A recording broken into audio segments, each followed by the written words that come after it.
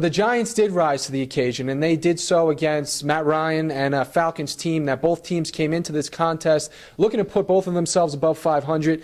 The Giants came into this game feeling good.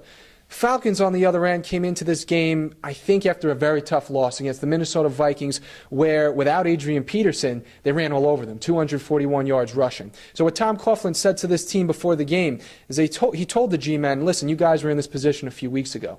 You know how it feels to be down.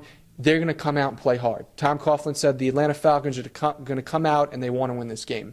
Giants were able to put a stop to it. They were able to put a stop to it, but the Falcons came to the game with three of their starting offensive linemen out.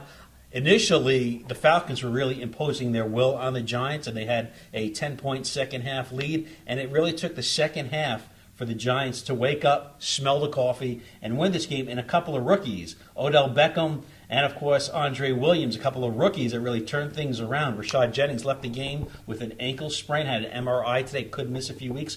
So now we're looking at the rookies now for the New York Giants that are going to step in like a Beckham, like a Andre Williams, that are really going to take the baton. And if the Giants want to have the second-half surge and win the NFC East, which is certainly winnable, they're going to rely on these young players. And Eli looked good again. It's the third straight game they had at least 30 points. So their offense is definitely clicking, and the defense kind of took control again in the second half. They were able to stop the run. They were able to contain Matty Ice, although Julio Jones had 11 receptions for over 100 yards. They were able to stem the tide and win a home game that was certainly most important. Mike, you spoke about Odell Beckham Jr. The fan base has been craving for this man. Eli Manning has been craving for this man to throw to as a target. He's got him now. He came in at the right time. Larry Donnell was a non-factor yesterday, and he's been coming up big for this team, especially in the red zone. Preston Parker, Ruben Randall, Victor Cruz, they're all fine and dandy.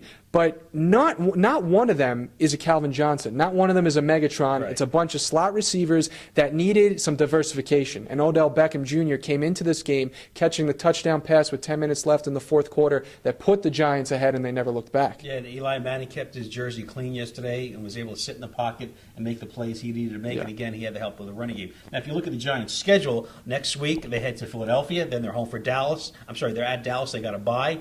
So right there, if they could maybe split those games, if they would have lost that game yesterday, they were 2-3, maybe 3-2-5 going into the break. Because if you lose a home game against the Falcons like that, you're in trouble. So if they could win one of these next two, they go into the break at 4-3. Then they got the Colts at Seattle, home for the 49ers and the Cowboys. If they could split those, they kind of put themselves to be in good position as the schedule looks a little lighter towards the end there. Put themselves in good position in a tough division. I mean, they're dealing with the Cowboys now and the Eagles, who have both been close to flawless so far. And you speak about Andre Williams. Andre Williams, I mean, listen, the way this guy is hurting defenders, lowering his shoulder, it's another example of a player. Rashad Jennings, granted, he was that guy, rushing for over 100 yards per week. But with him hurt, Andre Williams, what he needed to do was come up with some key runs. And that's what he did. He lowered the shoulder. He had yards after contact. And that was big, huge of Andre Williams to do so and get that first down that they were looking for, break the plane for the touchdown that they needed, and it was so big. But the defense,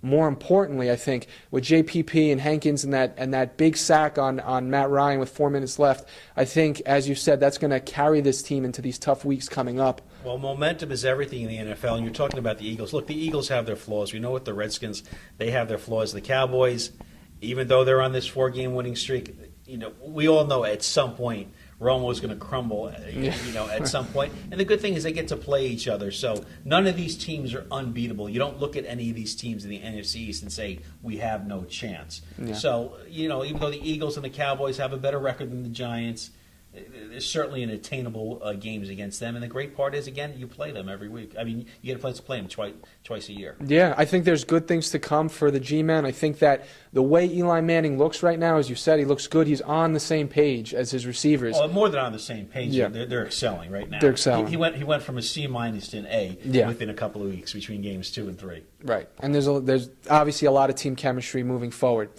So the Giants on one side of the spectrum, the Jets on the other side of the spectrum.